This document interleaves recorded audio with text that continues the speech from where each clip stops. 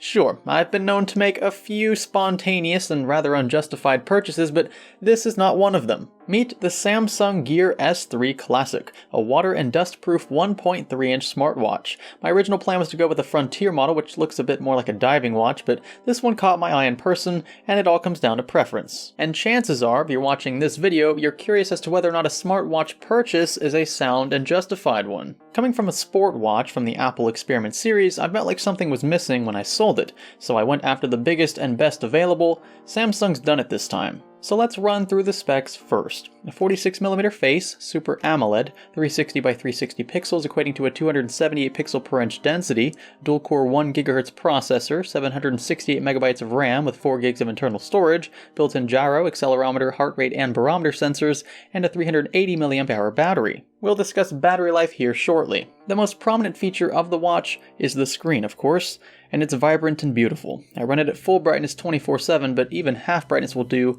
even in direct sunlight, which is typically LED's downfall. And 278 ppi is more than enough for a watch's viewing distance. You'd be hard-pressed to see pixels from a foot away. Corning Gorilla Glass keeps the screen strong, and the rotating bezel surrounding the frame is smooth and precise. It actually gets addicting, just doing this right here. Speed was a major concern of mine. Even lightweight Watch OS struggled to keep things under control on Apple's side, but Samsung's done a great job packing more than capable hardware. The 1GHz dual core is steady and strong. I haven't encountered a single crash or stall, although a few glitches are here and there, something that the Gear S2 could not maintain, that steady vibe. The jump in RAM also gives the S3 an edge. Switching between apps and pages is near seamless regardless of whether you choose to use the rotating bezel or just the single swipe. One complaint I do have though involves the band included with the S3 Classic, of which the Frontier does not have to worry. That band is more of a rubber, durable band. This is, quote, genuine leather, which in and of itself is an ambiguous term. It also tends to crease easily. Just keep that in mind if you opt for the Classic variant. The Frontier's band is much more agile and resistant, designed more for the outdoorsy kind of person. And speaking of, the Gear S3 watches are both water and dust proof as mentioned earlier. Still wouldn't advise swimming in an ocean with them or even showering with them. It's just nice to have that extra peace of mind in the event that you find yourself in the middle of a torrential downpour with no umbrella. There's a single microphone on the Gear S3's right side, along with a speaker dead center left. Both are very good. I tried a few test calls with my brothers, and they couldn't tell the difference between phone and watch audio clarity. This is great news, especially for those looking for hands-free calling, however awkward that may look. Just wear a suit and tie, and doing this all the time will make you seem like a Secret Service agent. To dive a bit further into the OS here, for those who are new to the wearable tech scene, you'll find it's a lot like operating an Android smartphone. Tilting the watch toward your face will activate the screen, swiping left and right will bring up various customizable pages, and swiping down will prompt the settings window. If you're at all familiar with the Android operating system, then there won't be much of a learning curve here.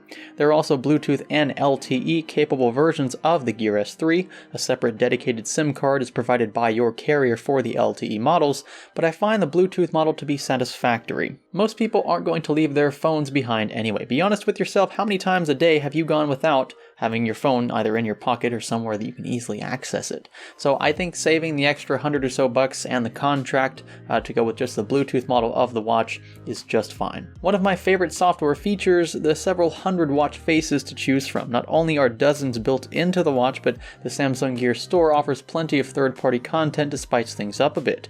Check out this Predator theme. Or how about this blingy Roman numeral backdrop?